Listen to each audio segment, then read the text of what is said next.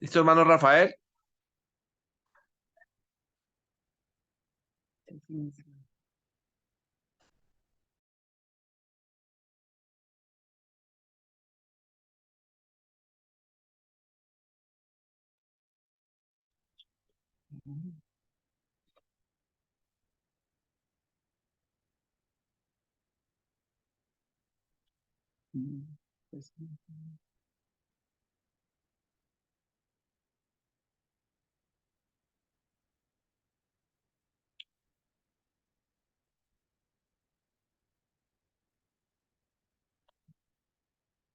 Hermano Rafael,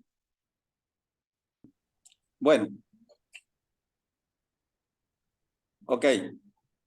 Sí, hermano, le saludaba a todos los que están conectados en la plataforma y daba gracias primeramente a nuestro Dios porque, bueno, eh, hoy me comunicaba con nuestro hermano David pidiéndole allí un favor para la inclusión en oración y entonces pues me sugirió de que le ayudaran esto. Y bueno, van a haber alguna falla, como que el internet ahí un poco débil y aquí pues le decía yo que no tenía el equipo, lo tengo en el taller.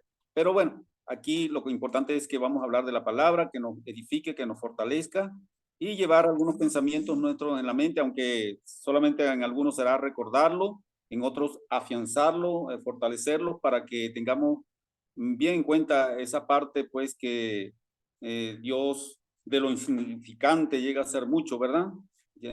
Dios, para él, lo insignificante, para él lo transforma en cosas grandiosas, maravillosas. Y bueno, entonces, le doy gracias a Dios por todo y vamos a empezar, sí, justamente eh, afianzando este pensamiento en nuestra mente que lo insignificante llega a ser mucho en las manos de Dios. Dios puede obrar por medio de lo insignificante. Y le voy a invitar, hermano, para leer allí lo que dice el profeta Zacarías. Zacarías capítulo 4, versículo 10. Dios pregunta, ¿quién no menosprecia el día de las pequeñeces? Zacarías 4:10 dice, porque los que menospreciaron el día de las pequeñeces se alegrarán y verán la plomada en mano de Zorobabel. Estos son los 7 ojos de Jehová que recorren toda la tierra. No vamos a comentar este versículo porque vamos a ir solamente dando ejemplos que tomamos de las escrituras, por supuesto, para ver, eh, para darle significado al título con el cual hemos llamado al tema, pues. Entonces, nos podemos preguntar, cuántas veces vemos en las escrituras que los poderosos hechos de Dios vienen por cosas sencillas, hermano? Vienen por cosas sencillas. Y vamos a hacer referencia a la materia prima de nosotros los cristianos, primeramente. Allí sí les invito pues a que abran su Biblia en capítulo 17, versículo 20 del Evangelio según Mateo. Capítulo 17, versículo 20, Evangelio según Mateo. Jesús le dijo, por vuestra poca fe, porque de cierto os digo que si tuviereis fe como un grano de mostaza, diréis a este monte, pásate de aquí allá y se pasará, y nada os será imposible. Bueno, mis hermanos, y si algún amigo que todavía no está transitando en el camino de la fe, Dios espera ver cómo manejamos las situaciones difíciles de la vida. Aún con la poquita fe que tenemos, con una fe insignificante para nosotros, por lo menos que se parezca a un grano de mostaza, ¿verdad? Que según los estudiosos dicen que el grano de mostaza es el más insignificante, el más pequeño. Y eso lo confirma la palabra en Marcos capítulo 13, versículo 31. Pero cuando esa semilla, hablando de la semilla de mostazas, germina, sale una nueva vida y va abriendo su espacio y empieza a crecer y se convierte en la hortaliza más grande, después de haber sido la más pequeña, pero fue necesario esa pequeñez al principio. Hablando de la fe, como lo presenta la Biblia, cuando la Biblia dice, hombres de poca fe. Cuando se dirige a nosotros o a cualquier hombre identificado pues, en este aspecto de la Biblia, hombres de poca fe, dice, es que si hubieses hecho esto o si hubieses hecho aquello, hubiese sucedido tal cosa, ¿verdad? Si no hubieses tenido esa poca fe, es lo que queremos enfatizar. Pues esos textos, ese texto no dice poca fe, dice falta de fe, o sea, incredulidad. Bueno, hay que aclarar, hermanos, que esta aseveración que hago, pues, está sustentada en comentarios de mucha antigüedad, donde tomaron versiones bíblicas o escritos muy antiguos, y por lo menos, pues, yo manejo un comentario hecho por allá, editado por allá por el año 1875 o 1876, fue editado por el pastor Luis Bonnet, un suizo, y colaboró también con él Alfredo Schorder, un francés. Bueno, en ese comentario dice incredulidad, no dice falta de fe. Es más, hay otras versiones más antiguas que dicen escasez de fe. Escasez de fe. Pero bueno, la mayoría se quedan con incredulidad, y ya vemos en la Biblia que manejamos, pues, hombres de poca fe. Pero volviendo por lo menos a la más cercana, que es la incredulidad. Decía que cuando la Biblia dice hombres de poca fe, lo que quiere decir es hombre incrédulo, la incredulidad. Y ustedes saben, mis hermanos, que la incredulidad es la potestad más grande, es más poderosa que cualquier legión de demonios. La incredulidad, hermano, es lo contrario a la fe, lo conocemos y sabemos que es así.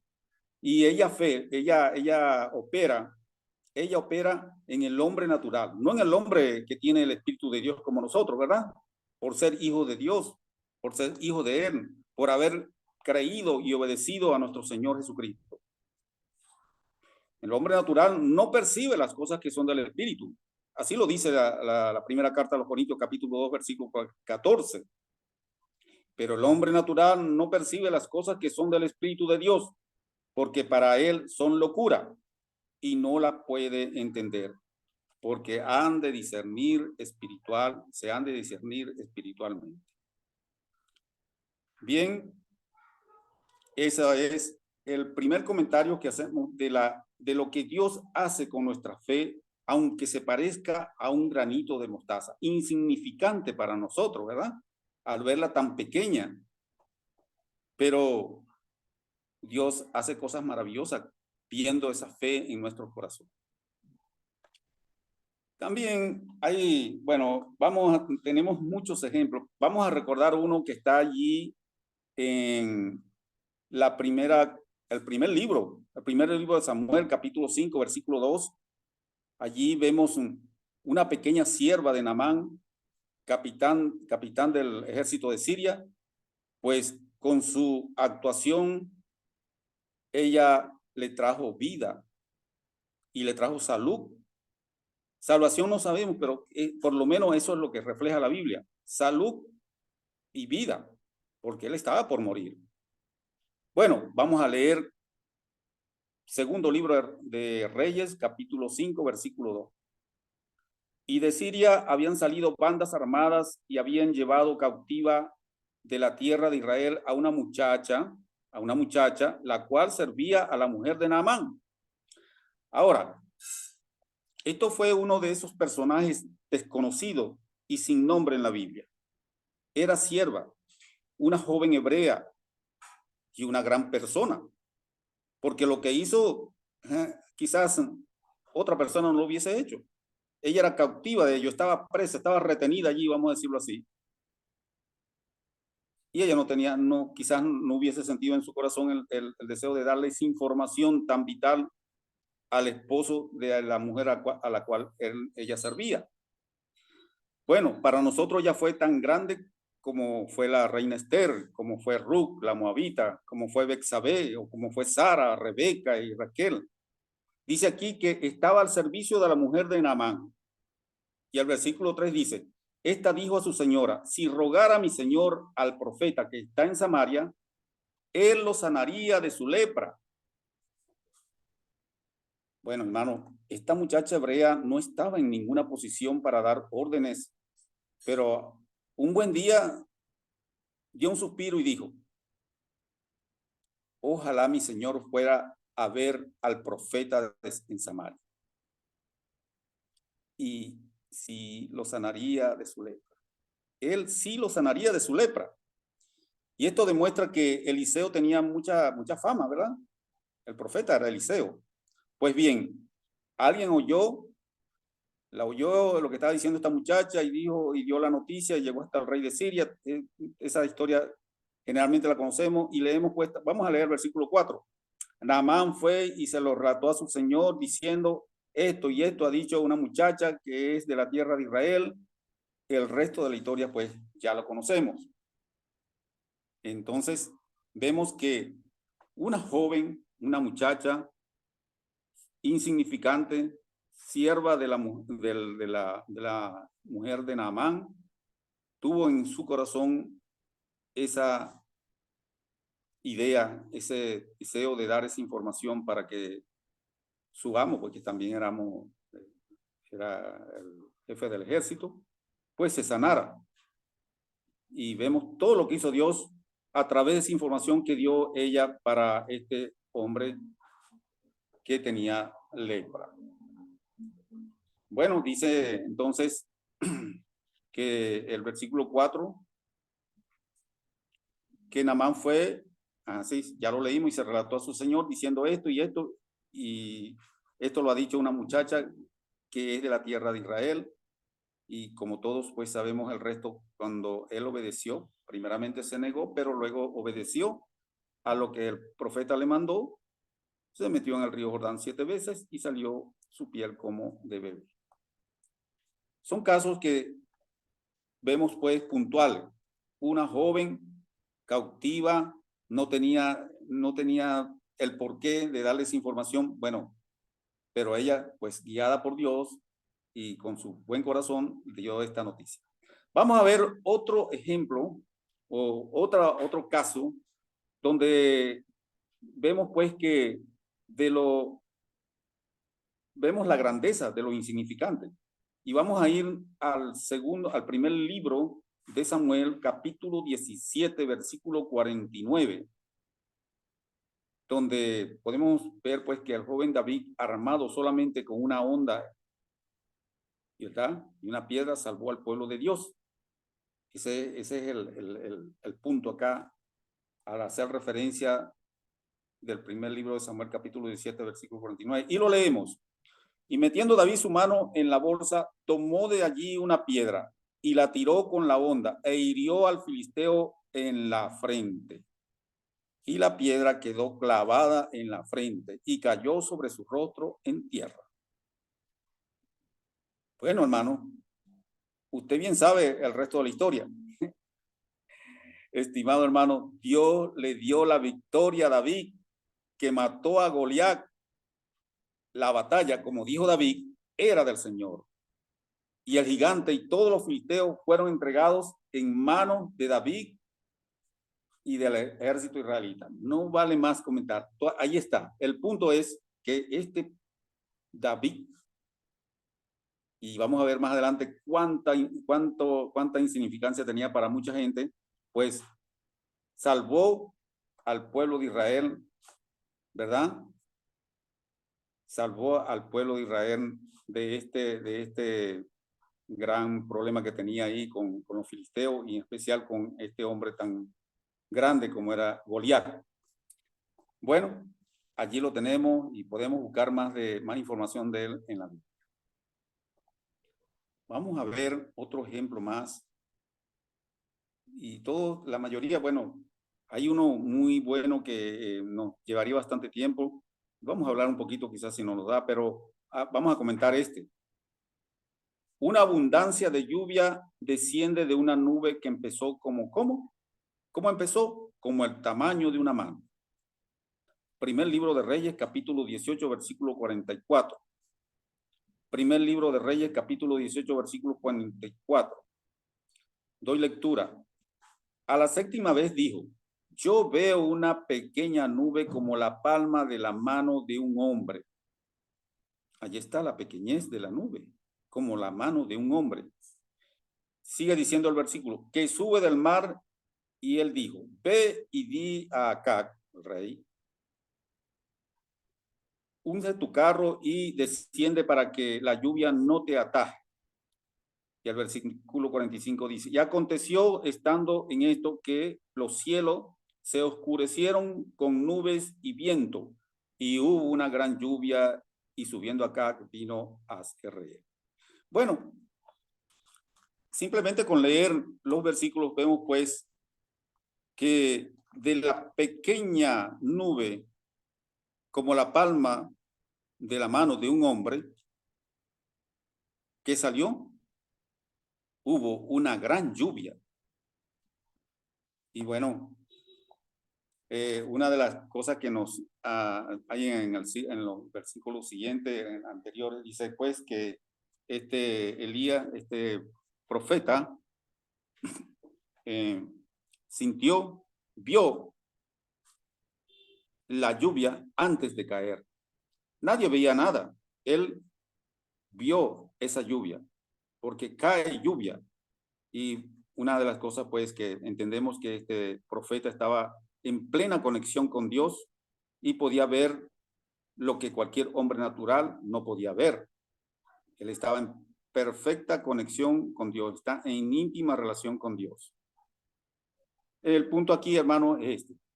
La pequeña nube, como la palma de la mano de un hombre, ¿qué hizo Dios? Bueno, Dios, hubo una gran lluvia. Seguimos con otro ejemplo rápidamente. Allí mismo, por allí mismo está aquellos 4 miserables leprosos que salvan a una ciudad en el segundo libro de Reyes, capítulo 7, versículo de 3 al 20. Bueno, pero vamos a leer solamente lo que nos habla del tema en específico, del punto. Capítulo 7, versículo 3 al 20 del segundo libro de Reyes. Versículo 3 dice, había en la entrada de la puerta 4 hombres leprosos, los cuales dijeron el uno al otro. Forma de pregunta, ¿para qué no estamos aquí hasta que muramos? ¿Verdad? Se están cuestionando, se están diciendo ellos. Como aquellos eran leprosos, estaban excluidos de la vida y en sociedad. Estaban excluidos de la vida y de la sociedad y dependían de familiares o amigos que le trajeran la comida, ¿verdad? Y en un momento en que la gente de la ciudad se estaba muriendo de hambre, pues estaba sitiada pues, prácticamente por el ejército. Por supuesto, ya no quedaba nada para ellos. ¿Quién le iba a llevar comida si no tenían para ellos mismos? Entonces, como ya sabemos, pues, hermanos, amigos, la lepra es una figura del pecado. Y la aplicación para nosotros, en este caso, de la lepra, es que antes de que viniéramos a Cristo, estábamos en una situación igualmente desesperada como estos leprosos. Éramos como los leprosos, habitando entre los muertos, sin esperanza y sin Dios en este mundo. Eso éramos nosotros. Y ahora, ¿por qué no nos orgullecemos que estamos donde tenemos que estar? Ahora estamos en el reino de Dios. ¿Y hacia dónde vamos? Hacia la ciudad celestial, a adorar a Dios eternamente, junto con los que hayamos transitado y perseverado y haciendo la voluntad de Dios aquí en la tierra. Bueno, y tenemos la seguridad porque la Biblia nos habla de eso. Volviendo a estos leprosos conscientes de que no tenían nada que perder, decidieron abandonarse a la misericordia del enemigo. O sea, ya estaban muertos con esa enfermedad, nadie le iba a llevar comida, bueno, y el ejército estaba allí, listo para atacar la ciudad, bueno, vamos a morir. Pero cuando llegaron al campamento, pues, de los sirios, lo encontraron en un desierto. Ya el Señor había hecho el milagro de que este tremendo ejército se había retirado. Bueno, pasó toda una vez que la exaltación había pasado, se serenaron ellos, comenzaron a pensar que mientras ellos se hartaban, porque encontraron comida allí en el campamento que habían abandonado, bueno, mientras ellos se hartaban, los habitantes de aquella ciudad se morían de hambre. Y aquí está el punto. Entonces, ¿qué decidieron estos leprosos? Decidieron comunicarles a todos las buenas nuevas.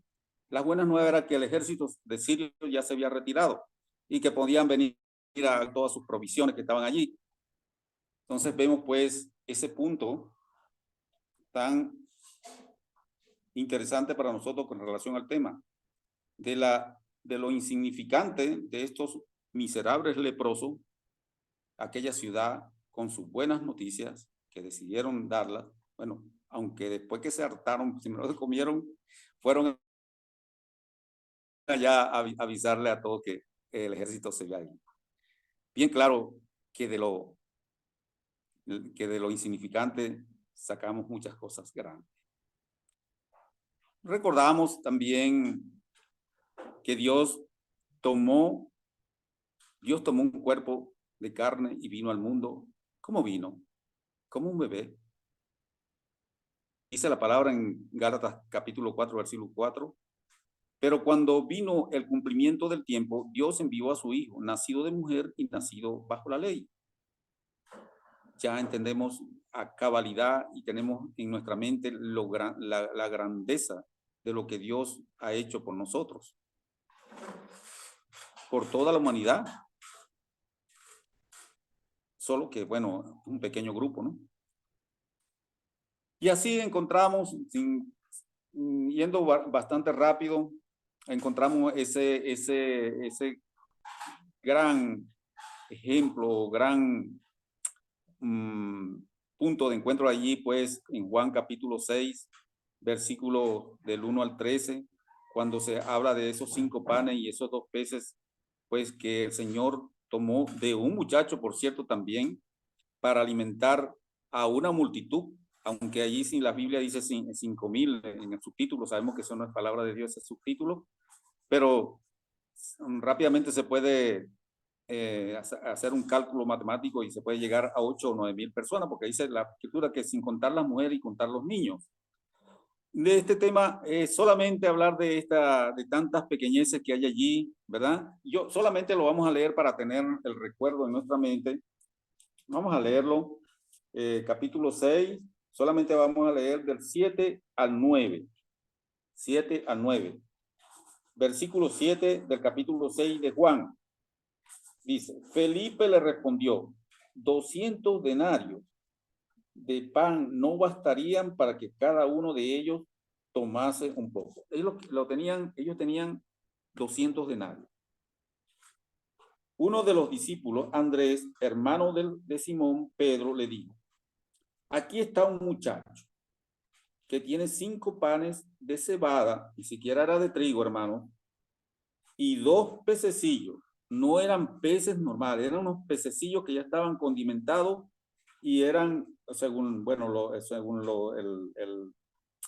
el idioma griego. Eso habría que explicarlo más ampliamente hablando de este tema. Solamente estoy leyendo aquí para recordar, porque no nos deje pasar, porque si no hablara de esto, bueno, no, generalmente se utiliza mucho este texto, y es verdad, pues, que tenemos tantas pequeñeces allí, los pececillos, el pan de cebada, los 200 denarios, y este muchacho que tenía estos peces, vamos a hablar como dice la Biblia aquí, panes y peces. Bueno, entonces vemos que de todas esas pequeñeces, ¿qué hizo el Señor? Pues alimentó a aquel poco de gente, 8,000, 9,000, dicen los estudiosos, y ¿qué más? Sobró tantas canastas. Entonces, hermano, vemos pues que Dios hace de lo insignificante grandes cosas. Bueno, pero vamos a hablar de un ejemplo más reciente. No, bueno, ese también es reciente, de los apóstoles. Y digo reciente porque son apenas 2,000 años y tanto, ¿no?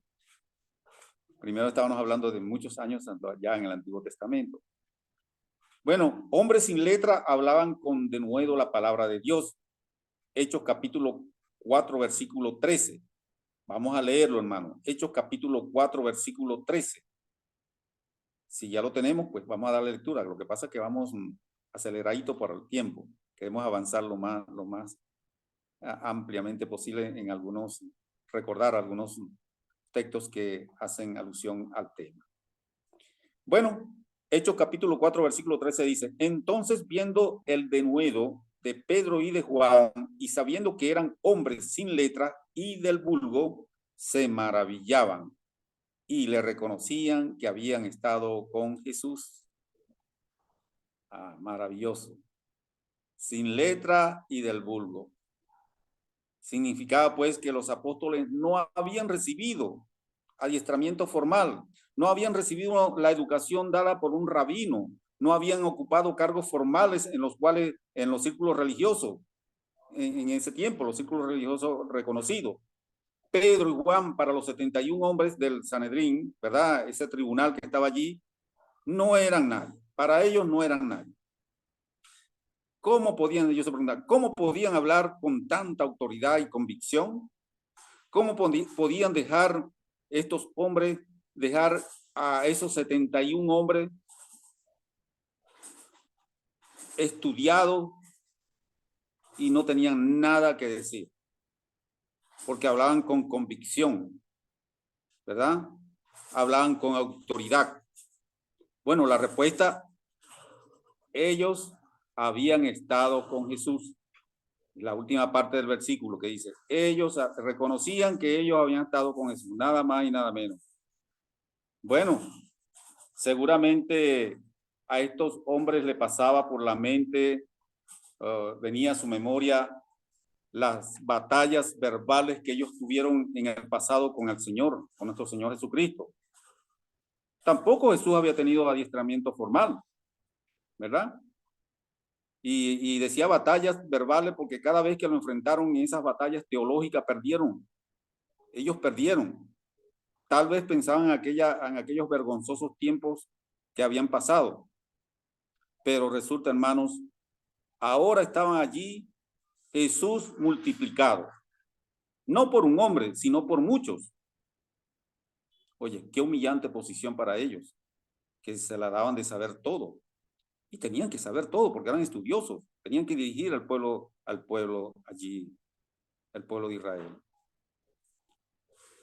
¿Y qué entendemos con esto? Con este ejemplo que nos vemos allí a través de los apóstoles hablando con autoridad, con convicción frente a aquellos 71 hombres que todos podían haberle refutado, pero no tenían nada que decir porque ellos hablaban palabra de Dios.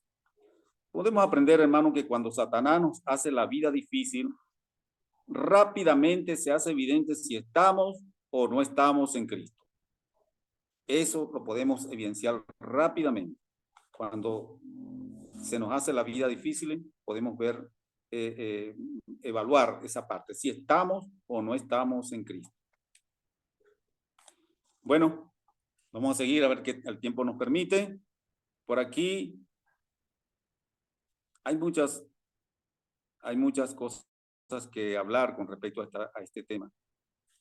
Podemos preguntarnos, ¿cuántas personas no hacen nada para Dios porque no pueden hacer cosas grandes?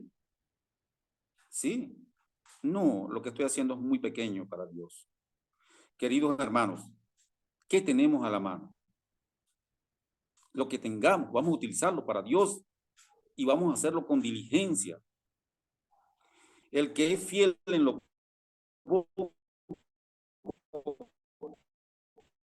es el hombre que le agrada a Dios y va a galardonar con mucho.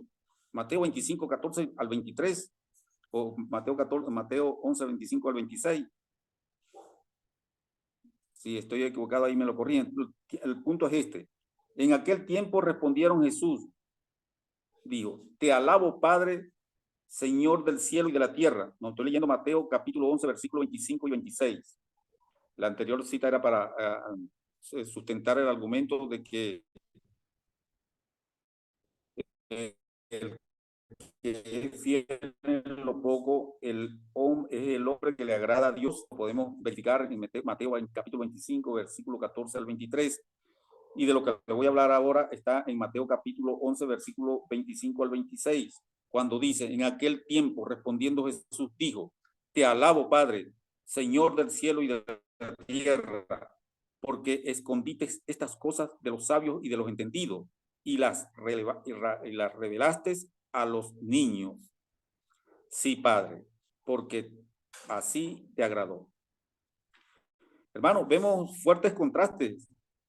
Encontramos fuertes contrastes en estos dos versículos. Y estos contrastes giran en torno a la salvación como la mayor provisión de Dios para con el hombre. Y la comparación entre sabios y entendidos y los niños, en realidad no es la inteligencia, no es el intelecto humano, sino la actitud. La actitud es la diferencia de aquellos que confían en sí mismos y los que confían primero porque confían en sí mismos y creen que pueden salvarse a sí mismos o no les hace falta la salvación. A diferencia de los niños, que son los que espiritualmente dependen de Dios y son los pobres en espíritus que se humillan ante Él, ante Dios. Como dice la bienaventuranza en Mateo capítulo 5, versículo 3, pobre en espíritu. Y Santiago hace una referencia aquí muy clara en el capítulo 4, versículo 6, cuando dice, pero Él da mayor gracia. Por esto dice, Dios resiste a los soberbios y da gracia a los humildes. Y cuando leemos allá en el profeta Isaías capítulo 57, versículo 15, él dice pues que hace vivir el espíritu de los humildes. Eso es la diferencia, hermano. La actitud que tienen los sabios y los entendidos frente a los niños. Bueno, vamos a leer ahora el primer libro de Samuel, capítulo 9, versículo 21. Vamos a recordar allí a Saúl, el primer rey de Israel. Y viene al caso porque es justamente en ese momento que, en ese momento cuando Saúl se expresa así. Primer libro de Samuel, capítulo 9, versículo 21. Saúl respondió y dijo, ¿no soy yo hijo de Benjamín, de la más pequeña de las tribus de Israel? ¿Y mi familia no es la más pequeña de todas las familias de la tribu de Benjamín? ¿Por qué, pues, me has dicho cosas semejantes? ¿Sí? Dice versión al día. Saúl, pues, como vemos la expresión, como observamos allí, Saúl él mismo se consideró insignificante. De la tribu de Benjamín, la más pequeña, de la familia más pequeña de esa tribu. Y él se preguntaría, ¿por qué no de la tribu de Rubén o de la tribu de Leví o más bien de la tribu de Judá? Bueno, esa era su percepción, sus ojos humanos, aún él mismo se consideraba insignificante. Pero viene Dios entonces, mi hermano, y va a manifestar algún día, en algún momento, y es cuando nosotros vamos a entender quién es uno realmente delante de Dios, si tenemos esa obediencia a Dios. Y mire usted, sin soberbia y sin altivez, Él nos llama para hacer algo, inclusive sin nosotros saber cómo lo vamos a hacer. ¿Sí? Porque el caso de Saúl, pues, nos da la referencia. Lo llama para ser rey. ¿Dónde Israel había tenido rey antes? ¿Qué experiencia tenía Saúl de ser rey? ¿No? Quizás por eso, pues, Dios le dijo que hiciera una copia de la ley y la leyera para que gobernara al pueblo de Israel y tuviera éxito. Bueno, suponemos que lo hizo en los primeros tiempos, pero después falló en eso. Entonces, volviendo a la grandeza de los significantes, siempre va a haber una oposición, porque el mundo te va a decir, ¿y tú quién eres? ¿Y usted qué se cree? ¿O usted le tiene la cabeza lavada en esa iglesia donde se congrega? Allí donde no hay música, allí donde no recogen diezmos, donde no danzan. Pero usted sabe, hermano, que usted está obedeciendo a Dios. Según lo que dice la palabra, usted está en plena convicción de que está haciendo la voluntad de Dios cuando se reúne como iglesia para adorarlo. Y, lógicamente, haciendo la voluntad de Dios en su vida cotidiana. Vamos a ver ahora el segundo libro de Samuel, capítulo 12, versículo 3. Segundo libro de Samuel, capítulo 12, versículo 3.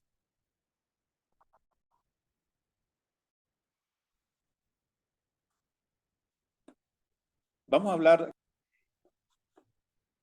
Bueno, dice así, pero el pobre no tenía más que una sola corderita que él había comprado y criado y que había crecido con él y con sus hijos juntamente, comiendo de su bocado y bebiendo de su vaso, y durmiendo en su seno, y la tenía como una hija.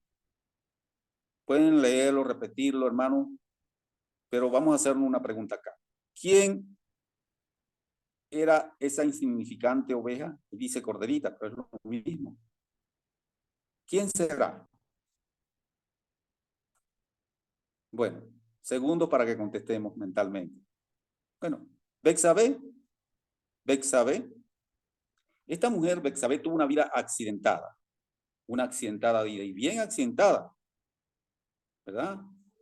Aunque allí se está hablando, en el versículo que leímos, está hablando con el esposo de ella, porque hermano, este hombre era fiel, un hombre guerrero, Uría, ¿verdad? Pero dice que no tenía nada excepto una pequeña insignificante oveja que era Betsabé, a saber, su esposa, ¿verdad? Y mire, pues, era como una hija para él. Dice el versículo finalmente, y la tenía como a una hija.